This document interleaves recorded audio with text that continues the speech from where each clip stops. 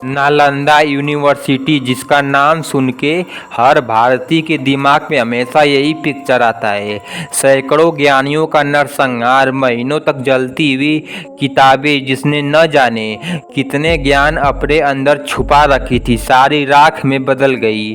अगर किसी तरह वो किताबें खत्म न होती तो आज इंडिया का स्टैंडर्ड कुछ और ही होता। हो सकता है कि इंडिया पहले से ही यूएसए और जापान जैसे टेक्निकली एडवांस देशों में से एक होता। अगर आपको लगता है कि मैं कुछ ज़्यादा ही बढ़ा चढ़ा के बोल रहा हूँ, आखिर बस एक यूनिवर्सिटी तो है, इतना बड़ा उलटफेर कैसे ला सकती है? तो आपको बस इतना जान लेना है कि आर्यभट्ट इंडिया के एक महान मैथमेटिशियन और एस्ट्रोलॉजी जिन्होंने जीरो को खोज की, जीरो जिसके बिना मैथमेटिक्स एग्जिस्ट ही नहीं करता, नो नंबर सिस्टम, जीरो जिसके बिना कंप्यूटर बनाना पॉसिबल ही नहीं था, क्योंकि कंप्यूटर बाइनरी नंबर सिस्टम पे बेस्ड है और बाइनरी में जीरो और वन ही तो होता है। ब्रह्मगुप्त जिसने पहली बार एक्सप्लेन किया कि how to use the numeral zero and negative numbers in mathematical calculation, और किसी भी साइक्लिक क्वाड्रिलेटरल के एरिया को कैसे निकाले, ये भी इन्होंने ही बताया था, जिसको आज हम ब्रह्मगुप्त फार्मूला के नाम से जानते हैं। आर्यभट्ट ने सिर्फ जीरो का इन्वेंशन नहीं किया था, इनके और भी सारे इन्वेंशन है, लेकिन यहाँ उनके बारे में बात नहीं कर पाएंगे।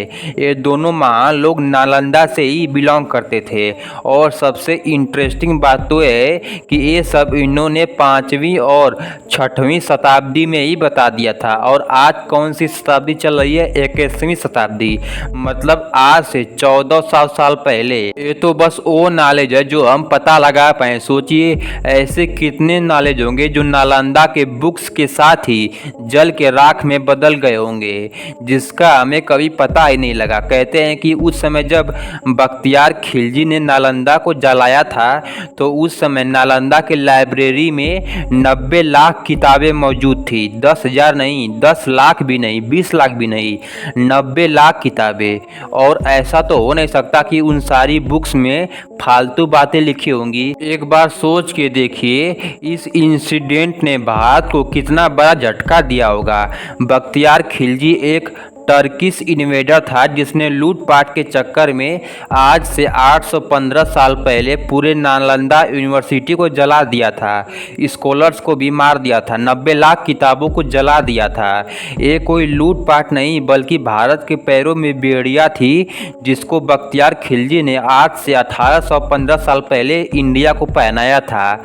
आज यूरोपियन कंट्री इसलिए ही आगे हैं क्योंकि उनके पास नॉलेज है और टेक्नोलॉजी है। भारत अंग्रेज इसलिए ही राज कर पाए क्योंकि उनके पास एडवांस हथियार था।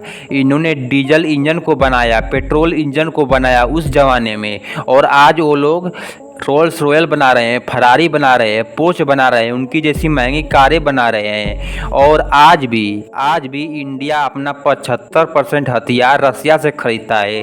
क्यों? क्योंकि हमारे पास उनकी इतनी टेक्नोलॉजी नहीं है, उनके इतना नॉलेज नहीं है। चाइना इंडिया की पूरी मोबाइल इंडस्ट्री पर राज करता है। क्यों? क्योंकि हमारे पास वैसी टेक्नोलॉजी नहीं है उनसे कम्पीट करने के लिए। यानी कहें तो नॉलेज ही सब कुछ है, और इन जैसे मंदबुद्धियों की वजह से आज हमारी ये हालत है। और इनको तो ये बात समझ में आएगी नहीं, क्योंकि लूटने और मारने से फुर्सत मिले तब न। ऑक्सफोर्ड यूनिवर्सिटी नाम तो सुना ही होगा, वो भी बहुत पुराना है, इंग्लैंड में है। यह 1096 एडी में बना था, यानी 1000 साल पहले आज भी मौजूद है यह इंग्लैंड में, दुनिया के एक दिग्गज के रूप में। और बात करें तो नालंदा यूनिवर्सिटी ये ऑक्सफोर्ड यूनिवर्सिटी से भी पुरानी है। ये 427 सी में बना था, और यानी ऑक्सफोर्ड से 500 साल पहले नालंदा बन चुका था। लेकिन दुख की बात यह है कि ऑक्सफोर्ड आज भी मौजूद है और नालंदा राख बन चुका चुकी है। BBC जो यूके की मीडिया है, वैसे तो ये हमेशा इंडिया के बारे में बुराई करते रहते हैं, लेकिन उन्होंने भी नालंदा के बारे में क्या लिखा है, Nalanda the university that change the world.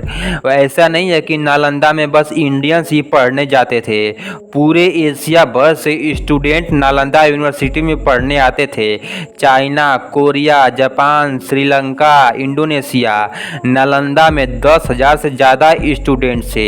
यहाँ स्टूडेंट नालंदा में पढ़ने आते थे और कब आते थे, 1400 साल पहले। सोचिए, जब लोग पढ़ाई के बारे में उतना जागरूक भी नहीं थे, तो सोचिए उस समय भी नालंदा का कितना क्रेज रहा होगा। जो योगदान वेस्टर्न सिविलाइजेशन में ऑक्सफोर्ड यूनिवर्सिटी ने दिया है, बड़े बड़े थ्योरीज दिए हैं जिस पे आगे जाके बड़े बड़े इन्वेंशन हुए हैं, वही योगदान नालंदा यूनिवर्सिटी पूरे एशिया को दे सकती थी।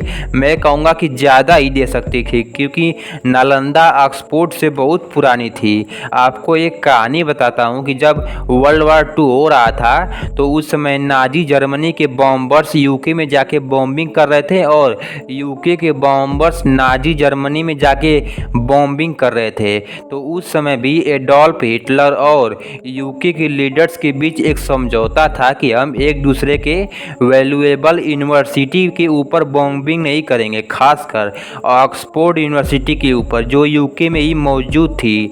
वर्ल्ड वार 2 में हिटलर ने इतना बम मारा लंदन पे कि पूरा लंदन ध्वस्त हो गया, लेकिन वहीं पे ऑक्सफोर्ड यूनिवर्सिटी पूरी तरह से सुरक्षित थी। ये दिखाता है उनकी सोच। लेकिन आज 815 साल बाद जाके नालंदा यूनिवर्सिटी भारत में वापस आ चुका है। जी हाँ, नालंदा यूनिवर्सिटी जिसे 1815 साल पहले जला दिया गया था, इट्स रिवाइव फ्रॉम एसेस, मतलब यह राख से जीवित हो चुका है। लेकिन सबसे बड़ी बात तो ये है कि नालंदा यूनिवर्सिटी किसी बिल्डिंग से नहीं बनती, बल्कि एक नॉलेज से बनती है, जिसे 1815 साल पहले जला दिया गया था। आपका इसके बारे में क्या सोचना है, कमेंट में ज़रूर बताइएगा। उम्मीद करता हूँ इस वीडियो से आपको कुछ नया जानने को मिला होगा। अगर वीडियो अच्छा लगा तो वीडियो को लाइक और चैनल को सब्सक्राइब कर दीजिएगा।